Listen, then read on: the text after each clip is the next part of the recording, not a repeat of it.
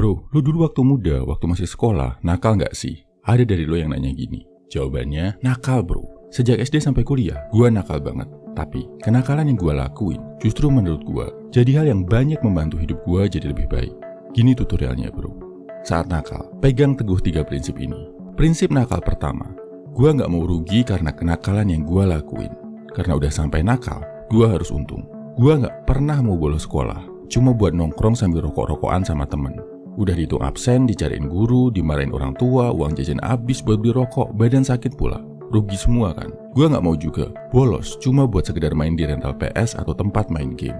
Apalagi bolos cuma buat ngedate pacaran di luar jam sekolah. Cuma rugi duit bro.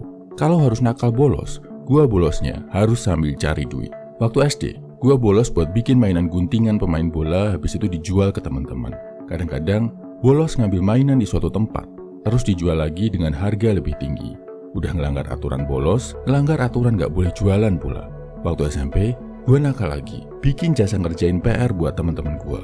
Terus gue inget banget, zaman SMP ini teman-teman gue mulai pacaran dan dilarang sama pihak sekolah sampai manggilin orang tua yang anaknya ketahuan pacaran. Gue manfaatin ini buat bikin kenakalan lain bro. Jual jasa, bikin tes kepribadian, kecocokan cowok cewek sama gebetannya. Modal pakai buku-buku psikologi punya bapak gue. Plus sok-sokan buka jasa private investigator buat menyelidiki cewek atau cowok yang mereka sukai. Pas zaman itu belum ada medsos ya bro. Jadi kalau mau kepoin orang agak sulit. Zaman SMA lebih parah lagi bro. Gue dulu ada di SMA yang masuk top 10, mungkin top 5 terbaik di Indonesia. Yang standarnya tinggi banget. Udah gitu, gue masuk kelas internasional. Kelas favorit yang isinya murid-murid terpilih, yang masuknya harus lewat seleksi khusus. Gue bisa masuk ke kelas internasional favorit itu juga bukan karena gue pinter bro. Pas seleksi akademis, nilai gue paling rendah.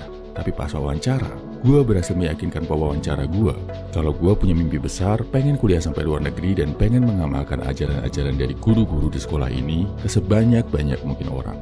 Yang ternyata bisa gue lakuin juga, gue share lewat channel ini bro. Jadilah, mereka tersentuh sama cerita gue, terus gue dimasukin ke kelas favorit tadi.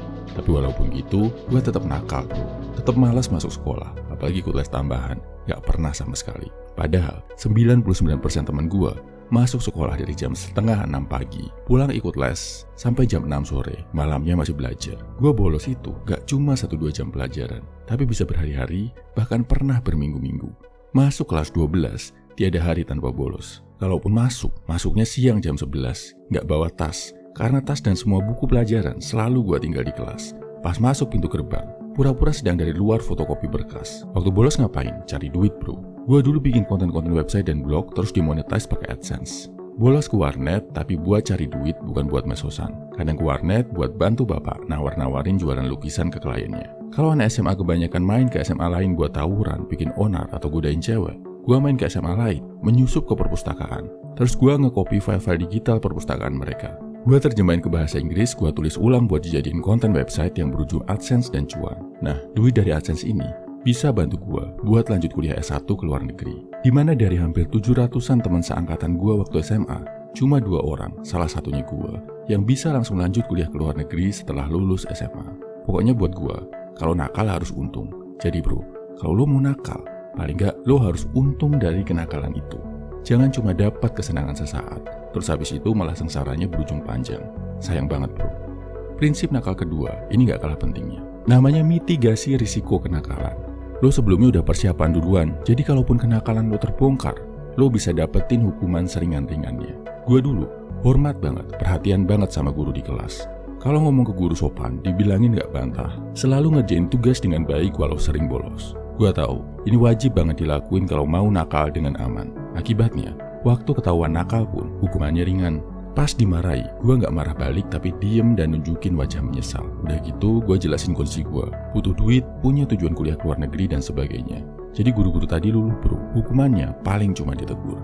Prinsip nakal ketiga, pastikan lo bisa tanggung jawab sama kenakalan lo bro. Pastikan lo cuma lakuin kenakalan yang akibat negatifnya bisa lo tanggung sendiri tanpa ngerepotin orang lain. Gue dulu gak mau nakal tawuran, ikut geng, nakal ngerokok-ngerokok atau minum-minum. Karena konsekuensinya bisa panjang bro. Bisa mencelakai anak orang lain, mencelakai diri sendiri, ngerusak badan, dan kalau ketahuan, orang tua gue bakal dipanggil, bakal repot, bakal malu. Bahkan ada kemungkinan mereka disuruh bayar biaya berobat kalau tawurannya parah. Belum lagi, kalau sampai melibatkan polisi dan hukum, hindari bro kenakalan yang kayak gini. kenakalan-kenakalan yang gue lakuin, udah gue bayangkan kemungkinan terburuknya. Mentok-mentok, paling gue diskorsing gak nyusahin orang tua. Dan itu pun, karena udah gue mitigasi dengan cara hormat ke guru dan rajin ngerjain tugas, gue berasumsi gak bakalan lah sampai diskorsing, paling cuma ditegur. Jadi kesimpulannya gini bro, kalaupun mau nakal, terutama pas masa remaja, pegang prinsip ini. Pertama, karena udah nakal, sebisa mungkin lo harus untung. Jangan sampai udah ngelakuin kenakalan, lo cuma dapat ruginya aja. Kedua, mitigasi kenakalan. Sebelum ngelakuinnya, minimalisir dampak negatif dari kenakalan yang lo lakuin. Ibaratnya kayak timbangan. Lakuin juga kebaikan di samping kenakalan. Jadi kalau sampai ketahuan, hukumannya jadi lebih ringan. Karena orang-orang masih ingat sama kebaikan yang lo lakuin. Ketiga, tanggung jawab sama kenakalan lo. Jangan lakuin kenakalan yang akibatnya nggak bisa lo tanggung sendiri. Apalagi sampai ngelibatin orang lain buat ngeberesin dampak negatif yang lo lakuin. Sebisa mungkin gak usah nakal ya bro. Dari video ini juga jangan lo telan mentah-mentah. Kalau ada baiknya, ambil baiknya. Yang menurut lo jelek, buang jauh-jauh bro. Share di kolom komentar bro. Kenakalan apa yang pernah lo lakuin zaman sekolah? Dan apa makna dan pelajaran yang sekarang bisa lo ambil? Salam everyman, semangat bro.